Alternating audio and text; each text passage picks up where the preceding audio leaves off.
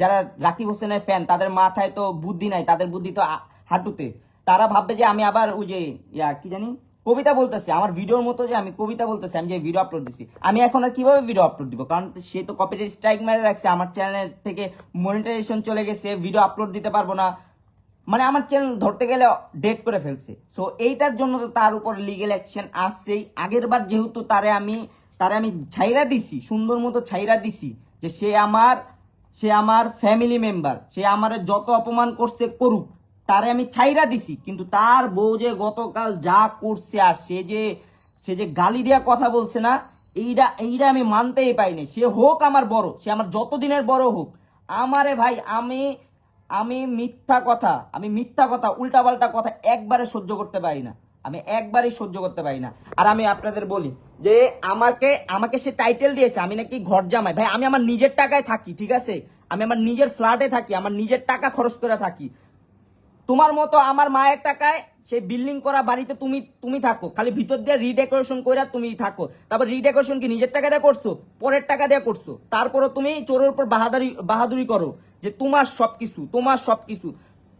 যাক, আরেকটা কথা বলি, সে আমাকে ঘর জামাই টাইটেলটা কেন দিছে আমি সেটা বলি। সে এলাকার মধ্যে অপকর্ম করছে, সেটার জন্য সে বাড়ি থেকে পালাইছে, তার পুরো টিম নিয়ে পালাইছে। একমাত্র আমি আমার ফ্ল্যাটে ছিলাম। আপনারা যদি বিশ্বাস না হয়, আপনারা আমি যেই বিল্ডিং এ ছিলাম, আমি বলে দেই, DIT project 3 number road, middle Badda. আপনারা যাবেন ওই বিল্ডিং এ যায় জিজ্ঞাসা করবেন যে তারা কি করছিল, আর আমি আমার বাসায় কতদিন আমি ছিলাম, ঠিক আছে, আপনারা জিজ্ঞাসা করবেন। জাস্ট আমাকে জোর জবরদস্তি আমার বাসা থেকে আমাকে বলছে যে চলে যা, ঝামেলা আছে এখানে, আমার নামে নাকি মামলা হয়েছিল, মানে আমাকে মিথ্যা কথা বইলা আমাকে বাসার থেকে বাইক করছে। তারপরে আমি তাদের সাথে কক্সবাজার মানে আমার ভাই জোর জবরদস্তি নিয়ে গেছে সবকিছু দিয়া।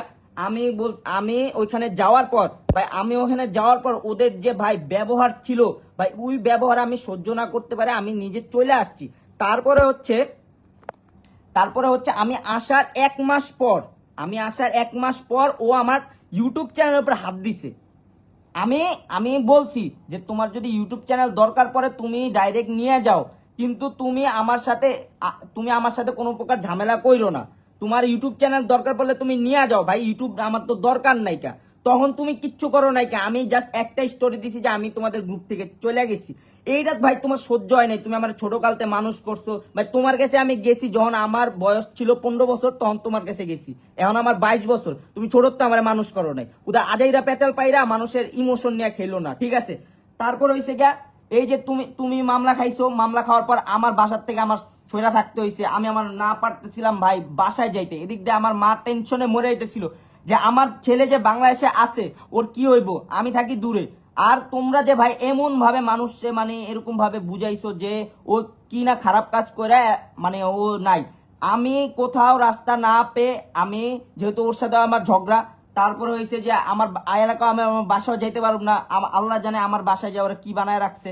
তারপরে আমি কি করছি, আমি মিথিলাকে নিয়ে আমার শ্বশুর বাড়ি কয়েকদিন ছিলাম, তারপর আবার অন্য জায়গায় মুভ করছি, কারণ ওরা বারবার একই কথা বলতেছিল যে আমার নাকি মামলা হয়েছে। আসলে ভাই আমি আর ওই জায়গায় হাতই ছিল না, আপনারা আমার এলাকায় যা জিজ্ঞাসা করেন, ওই জায়গায় আমি ছিলামই না। তারা যা যা করছে ভাই, যা করছে আমি দূরের থেকে দাঁড়ায় খালি দেখছিলাম। তাহলে এটাই আমার দোষ ছিল। হ্যাঁ আমি কেন জানি, আমি জানি না, আমি তখনই মানে বাসার থেকে নিচে নামছিলাম, আর তখনই আমি গেছি ওই জায়গাটায়।